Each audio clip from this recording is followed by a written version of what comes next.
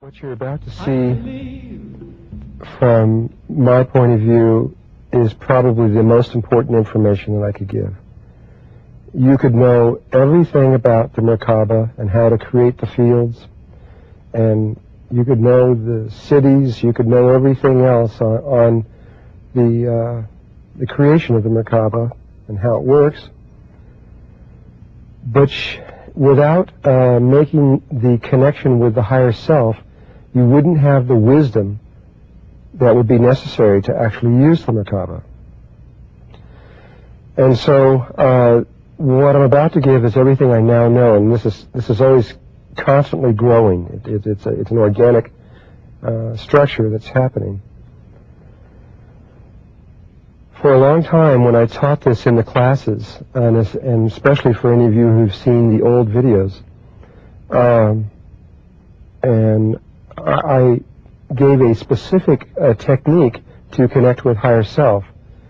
I gave this technique because it was the one that I used, or at least I thought that I had used, in the very beginning. But when I would watch the students that came to the class, I discovered that only maybe 50% or so of them were able to make the connection with higher self. And then there was this large group of people who, no matter how hard they tried, or whatever they did, or how long they struggled, or how much they meditated, nothing would happen. And after doing this for a few years, I began to suspect that I was missing something. Back in May of 1993, I asked my higher self to give me the information that I was missing. I knew that I needed more, and would it please teach me so that I could teach others how to do this. It was no more than a month later, in June of 1993, at a workshop in, I think it was Olympia, Washington, that as I was signing up the people for this workshop, one man came through the door. He was perhaps in his 50s, and when I looked at him and I could see his aura, I could see no reason why this person was at my workshop. And so at one point I went up to him and I said, what are you doing at my workshop? You don't need to be here. And he says, I don't know. He says, I don't know why I'm here. I just think I'm supposed to be here. And so the workshop continued, and after 2 or 3 days, I went up to him again and started talking to him, and found out that he was a kahuna from Hawaii, and so I asked him, I said, well, what do you, he says he was a teacher, and I said, what do you teach? And he says, I specialize in one thing, and that's connecting with higher self. And so when it came time for me to teach about higher self, I put him up on the stage, and I sat down in the audience, figured he knew more about it than I did, which he did. And he talked for about an hour and a half, and I really learned a lot in what he had to say.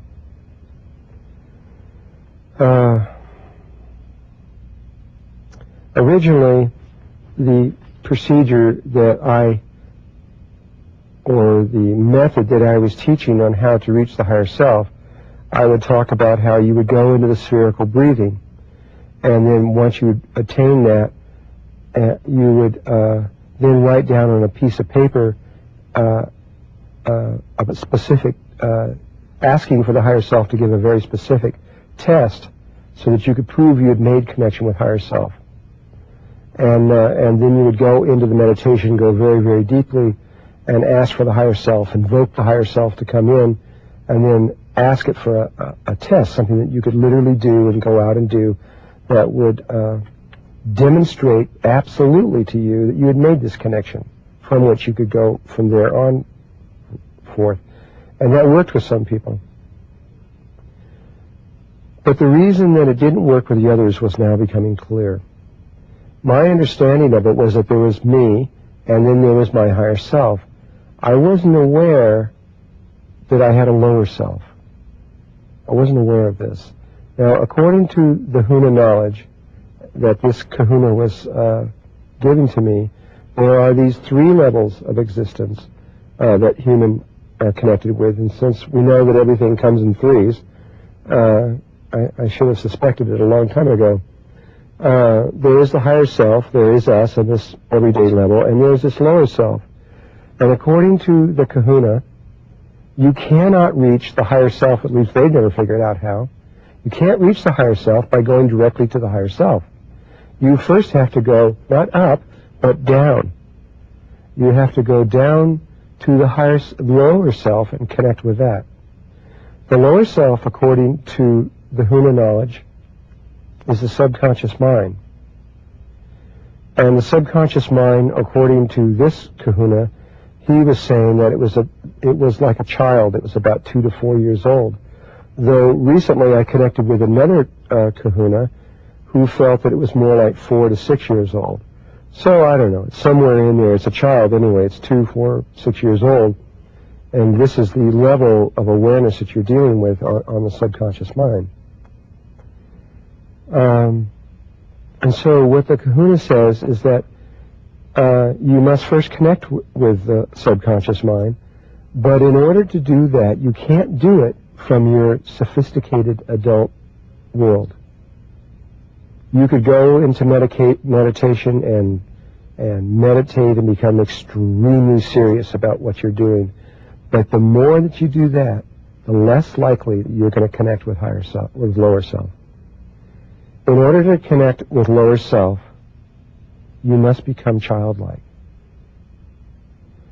And I don't mean being silly and giggling around and stuff like that. I mean that innocent place of a child when you look into their eyes and you see no ego and you see this innocent child. That part of that aspect of us is in every one of us that's been suppressed and pushed down. And we must, in one way or another, allow that part of us to come out to begin the process. Some of you perhaps have read this book by James Redfield, The Celestine Prophecy. This would be a good book if you want to read what I'm really talking about in making this particular connection. The child, when it finds itself in nature or in any situation, its attention level is focused directly and precisely on the here and the now and what is being presented directly to them. And it is this attention and this innocence that we have to begin to cultivate inside of ourselves. And so when James Redfield talks about going out and connecting with the trees, which was the way the Druids used to do this, the trees are very powerful spirits. And in that connection through life, through the nature of the reality, and through this particular innocence, this childlike innocence, this is the doorway, this magical doorway through something can begin to happen that if you have never experienced it or you don't know what it is, it's very, very hard to believe until you can actually do it and see what it is. This is what happened to me, and I didn't know that it was happening to me. I went to Vietnam. I was over in this war over there. I got very discouraged over humanity. And I came back and I thought, well, okay, I'm going to find God. And I decided I was going to do it by becoming a physicist. And so I went into the University of California and studied physics and mathematics and all this stuff, looking for God. And got very discouraged in all of that way also. And I did this during the late 60s.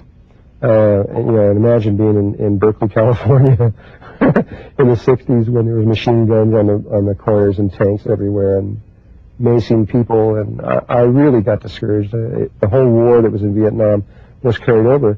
And what I did was and especially in 1970 when I graduated, was the time of Kent State, when all this, some of you may not remember, but the colleges of the United States closed down.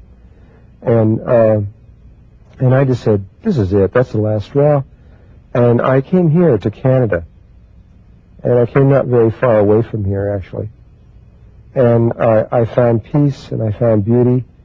And I found a home out in the middle of nowhere in the mountains.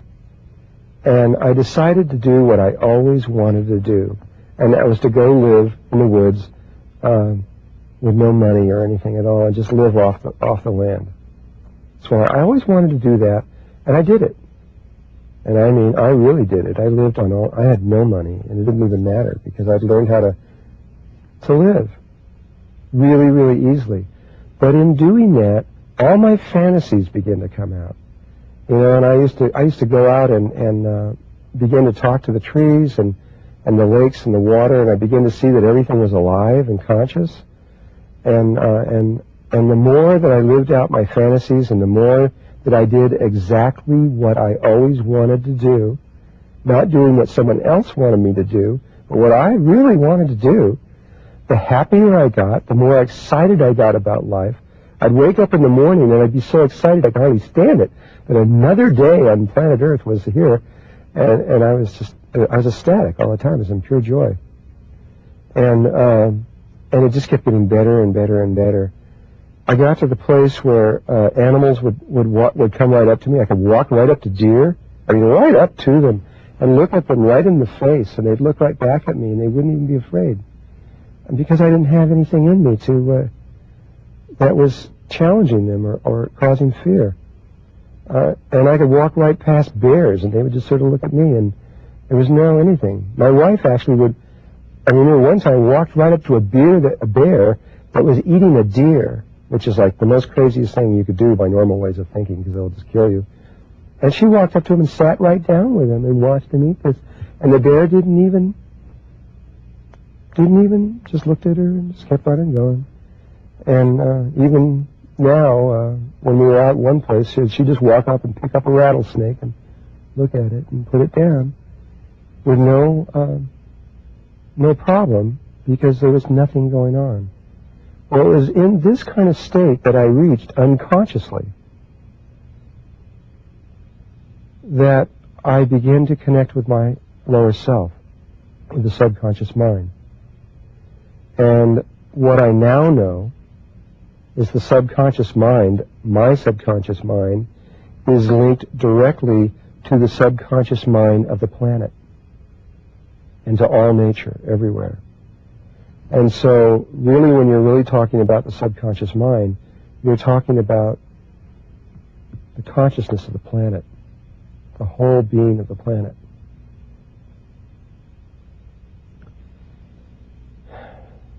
First, the coincidences begin to happen. I would think something and it would just happen. I would wish I would see a friend and he would just walk out of the woods. Just one thing after another, after another, after another. And the coincidences began to fall so fast and so quick that I began to suspect that something was really going on with me. I didn't know what it was, but I did notice that this was happening way too often to just be pure coincidence. And then one day, when we had decided to study meditation, one day we were sitting there and we were meditating, and poof, these two big angels appear in the room. And they were both about 10 feet tall, and one was purple and one was green, translucent. You could see through them, and they were identical, and they were incredibly beautiful. And the love that was coming from them was just incredible. And I didn't know what it was. The first thing they said to us was, "We are you," on another level, another time. I didn't know what they meant. And I just started, it was so beautiful, and my wife and I both connected with this at the same time. It was so beautiful that we just started following this. And soon after that, the miracles began to happen. Things began to happen that just can't happen, but they did happen. And first one, and then two, and then things started happening every day of my life. For 2 or 3 years there, I watched things happen that just simply can't happen. But it was so much fun, I didn't care. I let go, I didn't care anymore. I mean, I cared, I really cared, but I didn't care about the old way of thinking. And, it didn't matter to me what anyone thought. This felt right. And I kept going in this direction. And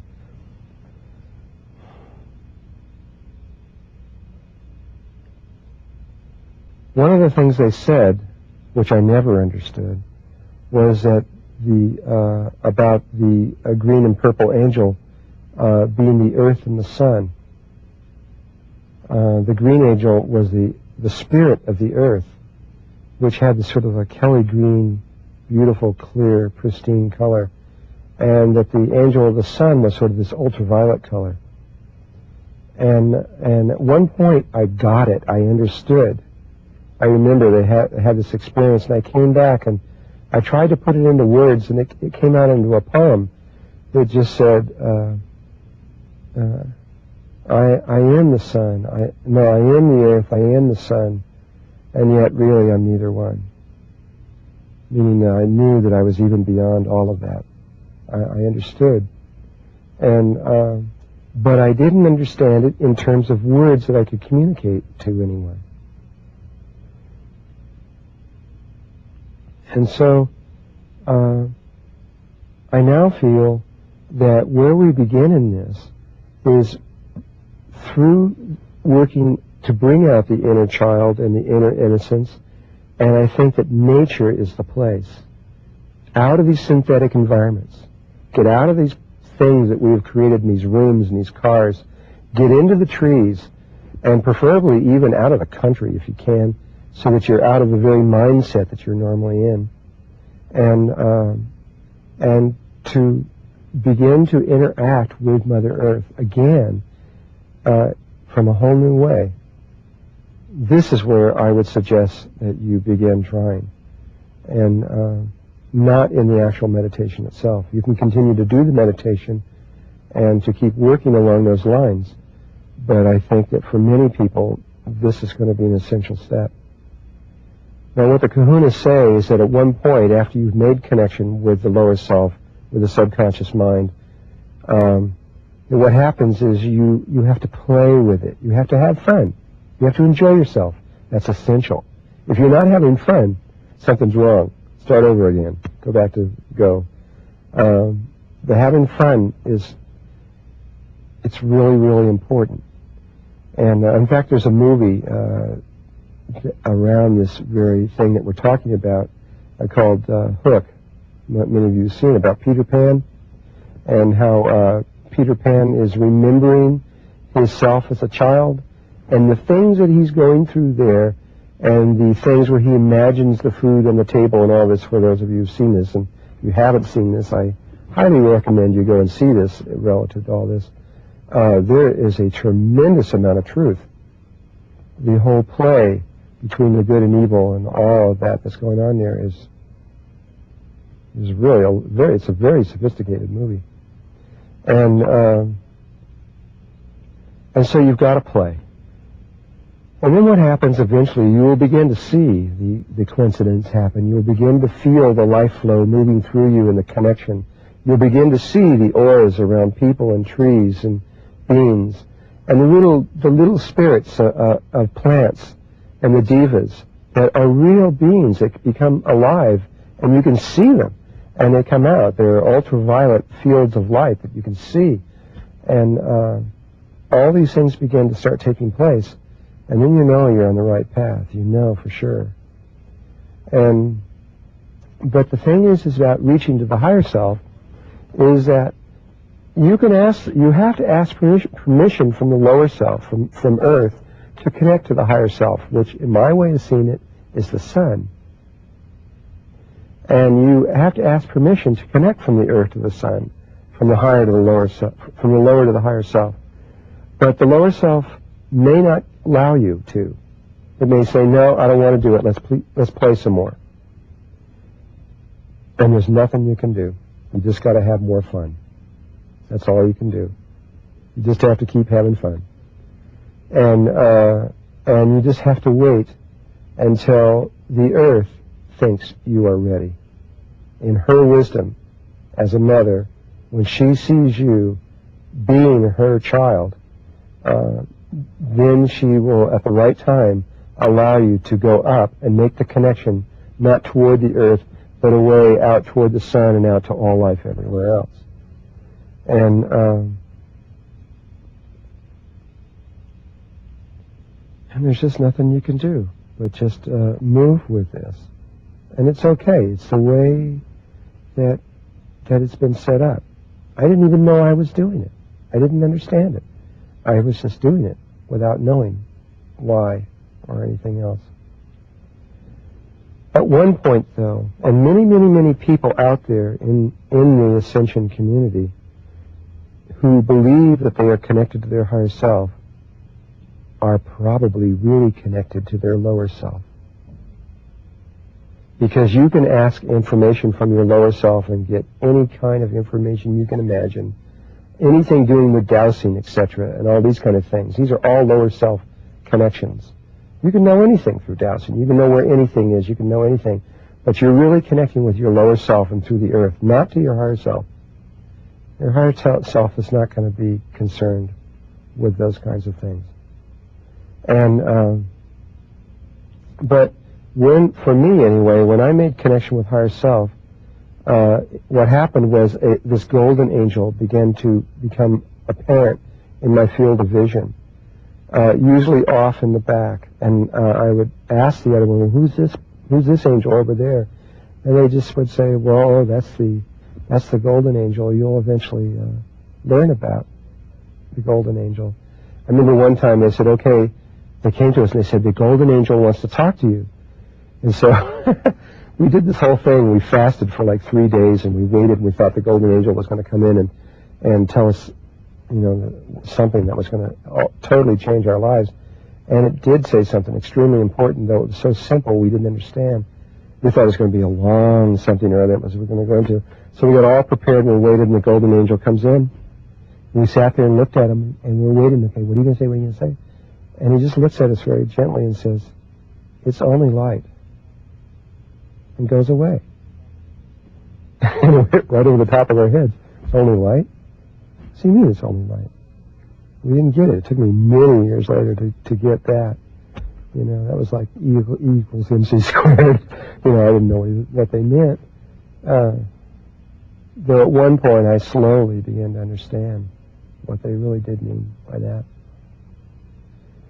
And then finally, I noticed that as I was beginning to communicate with with my lower self, that the lower self would give me any kind of information I needed. In fact, there was a period of 6 months where the lower self told me every single thing that was going to happen the next day, in great detail. I mean exactly down to when the telephones were going to ring, down to the minute, and what they were going to say, and the letters I was going to get, and everything else like this. And you can ask all kinds of information from the lower self, and they'll usually gladly give it to you, no problem.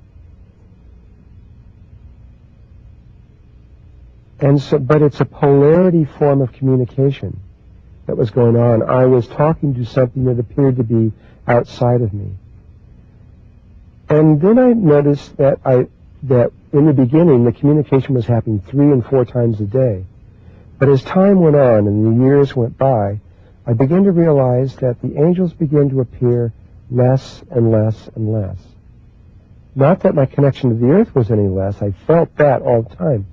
But I didn't seem to need them very much. And then one day, about 3 years ago, or 2 years ago or so, I don't remember when it was, I was in Washington, and I happened to be in a medicine wheel on Orcas Island. And I was sitting there in a circle about to give a workshop when the golden angel appeared right in the middle of the circle and just looked at me. No one knew what was happening, but this was a big thing for me. And the golden angel came right up to me and just turned and merged right over the top of me. And I knew in that moment that I understood that I had just made my connection with the higher self. And there was no more after that a sense of any need to ask anything. Because after that, it's just whatever I needed to know, I just knew. And I didn't have to try to plan or do anything. The reality just opened up for me and just did it on its own. Another level of communication with God began to take place. And I now know that this continues on in a growth process that goes on up all the way back to the source. Though it may continue on various stages and levels. I don't know what they are at this point. But every time we come to those bridges, we'll know what to do, and that will be step. And it's just another growth step, and we'll be easily able to accept it as we go into each one.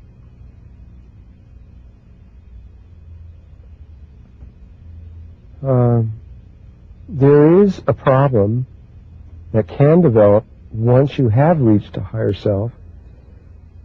I never experienced this, but the kahunas warned me about it. But I never had it, so I don't know. I have it not from direct experience, but what they said is that many times the lower self, in a very childish way, would imitate the higher self.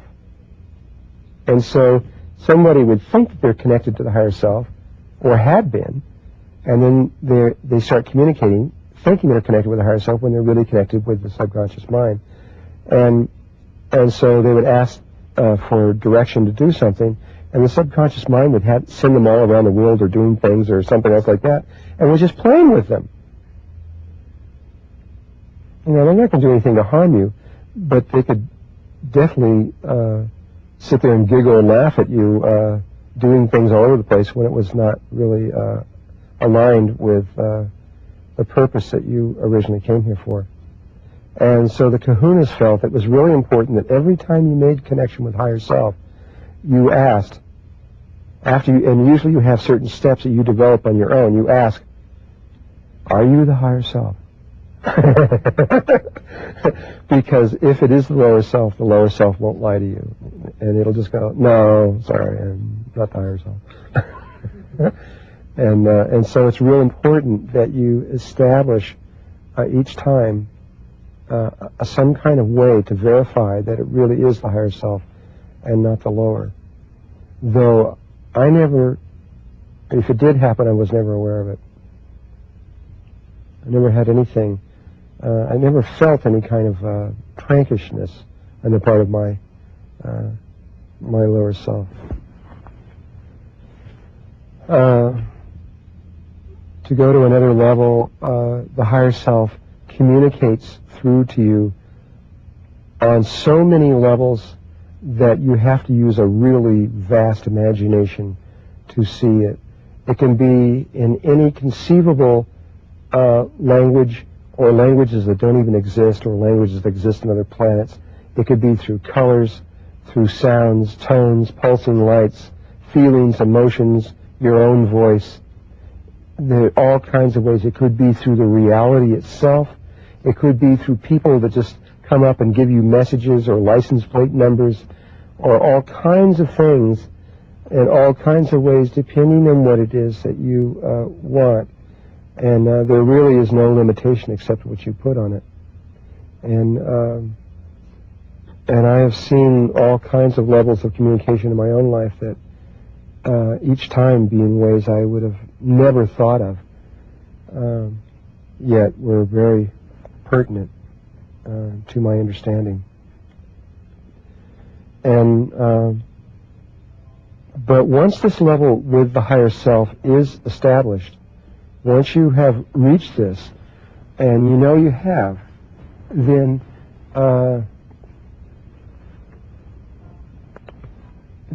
everything changes in your life, and you don't have to be concerned. You've just won the game of life on every level at all. Everything you need to know and everything else, you just let go and just watch it happen. It just happens like a movie. And all the wisdom and all the knowledge that you need in order to use the Merkaba and all the information on exactly what to do and where to how to move in this reality, you'll just know. You'll know exactly what to do. There's no more a need of an external teacher or anyone else. There's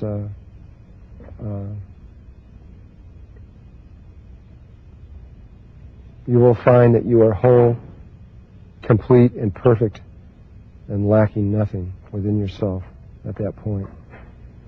And those levels of growth will continue on up and up and up, up into the higher levels. I'd like to clarify a little bit more about the lower self and the higher self, just so we can get a better idea and understanding about these things.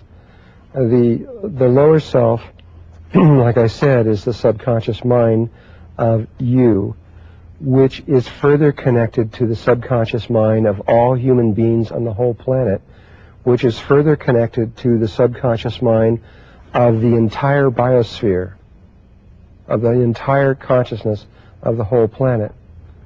And as I now understand it, it is even further connected dimensionally inward toward the center of the earth through all the dimensional worlds that actually are a reflection of all that is outside the planet.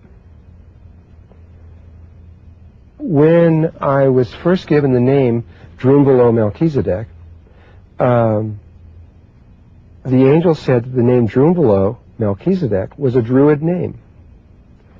And they said that Drunvalo was the name of a little tree that grew by a creek. And so I accepted that. I said, okay, Drunvalo sounds like what would be a Druid name, but Melchizedek, in my mind, I was going for years, that just doesn't sound like a Druid name. It seems to be in the Hebrew traditions and in the Christian traditions, but never thought of it as being Druid. And when I was in England, at one point, and I had connected with Merlin and was studying and becoming aware of the ascension in the Druid tradition, they have a very similar process of initiation where you become connected to the trees, and specifically the oak trees and the fairies and the life. You start going through the same process, and eventually you ascend not away from the earth but toward the center of the earth. And I'm picking this book up and reading about their ascension process toward the center of the earth, where it says, right in this Druid book, that the Druids believed that in the very center of the earth was Melchizedek. I just about fell over when I saw that. And realizing that the two poles of the end, that they saw it the same way, but exact mirror image of the whole thing. And so when we're talking about lower self, we're really talking about a vast consciousness that extends down through all of life, but in a different way, and that appears to relate to us as human beings in a very childlike way, where the consciousness that comes from above, from the stars and the heavens and all the higher dimensional levels, appears to communicate to us from more like a father figure than a childlike figure. And the ancients also felt it was extremely important that ascension began away from the earth. And I'm still learning what this is all about. In fact, the whole aspect of Jesus coming onto the earth was that he was the first one to ascend away from the earth. And if you read the England tapes and see what that is all about, you'll begin to understand even more about what I'm talking about here. To further define this thing between the lower and the higher self, with kind of us in the middle, it's very much like the macrocosm and the microcosm linked between the two of us. It's very much like the planet Earth and the sun. The sun is linked to the Earth through a gravitational field, and they're linked into a single system, but they're very, very, very different. And this is very much like the difference between the higher self and the lower self. Another way to see this connection between lower self and higher self is that it is very much like the planet Earth, because the lower self really is the planet Earth, and the higher self is like the sun that is connected to all the other stars and headed out that way, and that there's a connection between the two.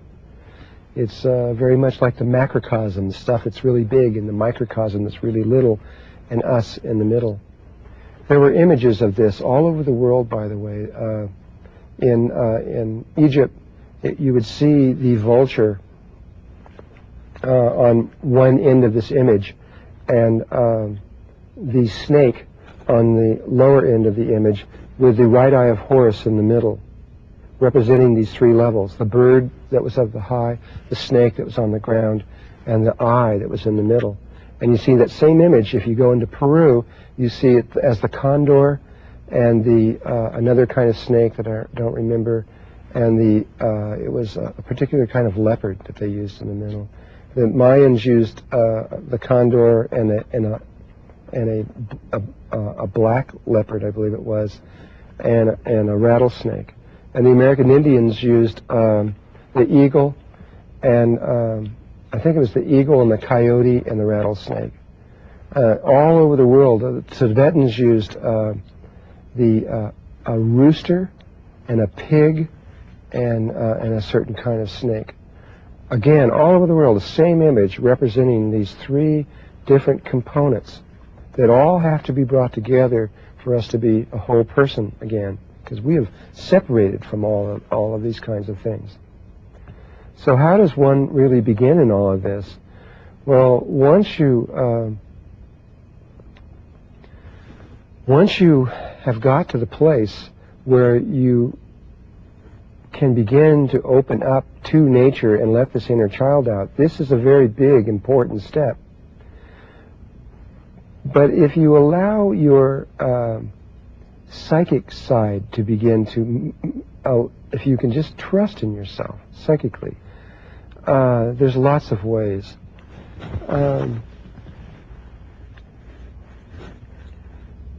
For example, when I was learning dowsing, and dowsing could be a very useful tool to learning about how you can connect with lower self. My teacher used to have this house, and it had shag rugs. It was a two-story house. It was a big house, and his wife would take a corn kernel and hide it in the shag rug somewhere in the house. He could find it every time within 60 seconds. Time after time after time. And all he would do is just take a map of the house, and and I suggest that you do something like this. He'd take a map of the house and draw a rough thing of all the rooms. And he used two tools, a pendulum and a set of rods. You can either use the crossing rods or the bending ones, like the sticks. And so she would hide it, and she says, okay, I hit it. And he would just go, where is it? He would ask where it was, and he would allow the pendulum to just move. You have to step aside, no ego. Just allow it to go, and it moves over, and it goes, and it'll pinpoint a spot. You then have to absolutely believe and trust. That's the place. So he would show which room it was and approximately where it was in the room. He would then run upstairs, go to that spot, which he knew was about so big, take his other rods and go, and then go down and pull the corn kernel out. And I found I could do the same thing. There was nothing to it. And as soon as I did it one time, that was it. I did it another time, and wow, this is not just coincidence here. And I could just keep doing it. And I was able to discover, so you don't have to find just water, for example, when you're dowsing. You can find anything. He used to find all the oil fields and everything. You can find anything. It doesn't make any difference. He used to find people who would have stolen cars. And he'd just take a map of the United States, find out what city it was, take a map of that city, find out what block it was now parked on, and then they would just go there and get the car and drive it away. And I remember when he first taught me how to use the rods and relative to finding water, and the excitement of feeling those rods pull over so much that the rod would break off at the end. I mean, the very thought of holding the stick out and have the end of it break off when you're holding it back here is impossible by anything that we know. You know, I used to break from maybe 10 or 15 of them a day when I was doing this, because it would get so strong they'd break off. So I'd have to carry a whole bunch of them. Until I found out that you could use nylon rods that don't break, and they work better.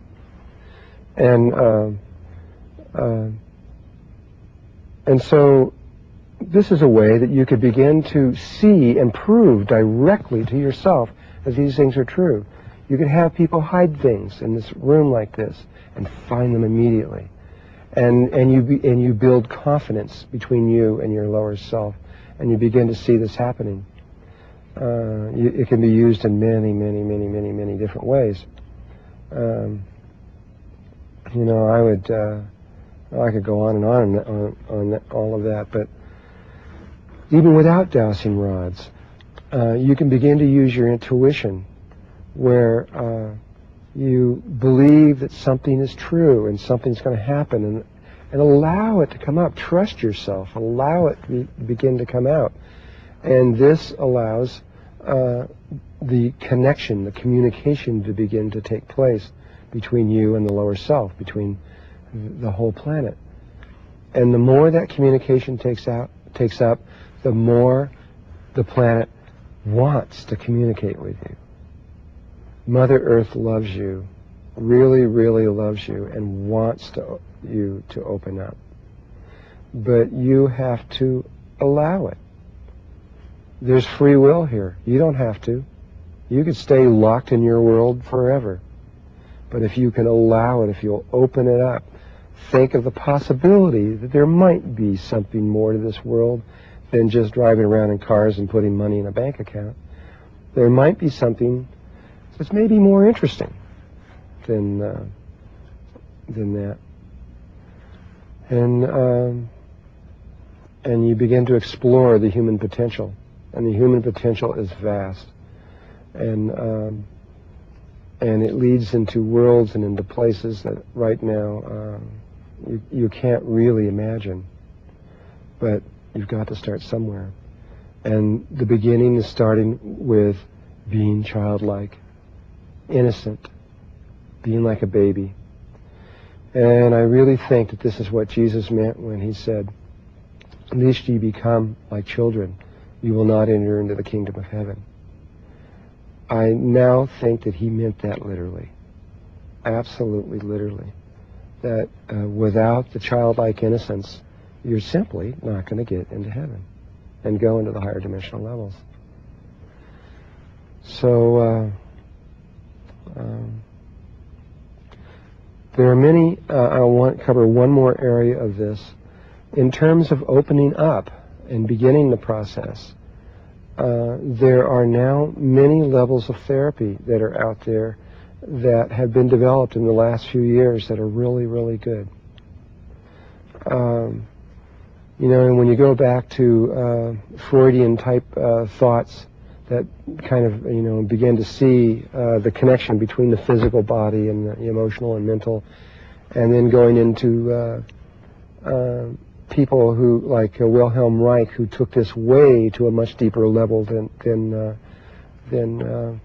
Freud ever dreamed of, and through Wilhelm Reich, who began to see that things that happen in your childhood are buried in your muscles and in the constriction of your electrical circuits, and out here around you in your crystalline fields and everything else in your aura. And that these patterns are so painful that we don't want to experience them, so we bury them. This gave rise to Fitz Pearl and a lot of the work that he did in psychodrama, where you can begin to release these through directly getting into these experiences. And Ida Rolf, who said, well, let's go directly into the muscles and find them there and work in those kinds of ways. And Mary's people began to work deeper and deeper until finally hypnotherapy came forth. And hypnotherapy has become an awesome tool in all of this. What used to take 10, 15, 20 years can now be done in 3 or 4 sessions, in 3 or 4 hours, 5 hours, 6 hours. Things that, and without pain, and very, very quickly, can be released. There are many, many things within a human being that the average human being is not aware of, that is blocking them from being able to open up to their inner child and to allow the sensitivity to the reality to return. There are actual living forces inside of many people called entities that have been there for sometimes thousands and thousands of years, many times all the way back into Atlantis. And these entities need to be released. Hypnotherapy can move through these things very, very quickly. There are many things that have happened in your past lives, such as being stabbed or shot or hands cut off or heads cut off or raped or murdered or humiliated, and all these kinds of things that can be sensed very, very quickly and can be got directly to and released. Just let go of. There are ways now that this can take place. And there are ways to now get into the patterns of between conception and 12 years old, which is where many of your blockages are now taking place, that used to take so long to work through, that can now be worked through in hours by many people who are trained in these areas. There are ways of even reaching into the future to begin to connect with patterns that are going to happen in you, that haven't even developed yet, but the roots the seeds have already been in there and can be traced down. And if these kinds of things can be worked through first, if you can get rid of all the entities and all these kinds of things of your past life and clear this stuff out so you can be clear within yourself, it is from this point that the inner child can be released most easily. Otherwise, you're going to have aspects within you, you're going to have walls and things that will simply stop you, that just won't allow you to. You'll just say, oh no, I can't do that, and walk away. You won't know. And so, I guess, really, the beginning is healing. This is where the real place begins, of healing your body, both physically, emotionally, and mentally, on those kinds of levels. And to work through all this kinds of stuff. It may feel like you're backtracking, but if you don't get through those kinds of things first, it would be very difficult to allow the inner child to come forth. And then there are now many people who are trained specifically on exactly that one thing of how to get the inner child out, and to begin that growth process within you. And so you may again use your intuition and allow yourself to be brought into and allow these healers to be brought to you to help you to begin in those kinds of ways. There's so much available right now. There's so many ways of healing. There's so many people that have training that is extraordinary, that if you really have the desire to return to God and to open up into a new way, it's all there. You can find it. You've got to have the will and the desire to do it. But it's all there. You just have to do it. You just have to go out there and begin the work. And have the courage to find out who you really are.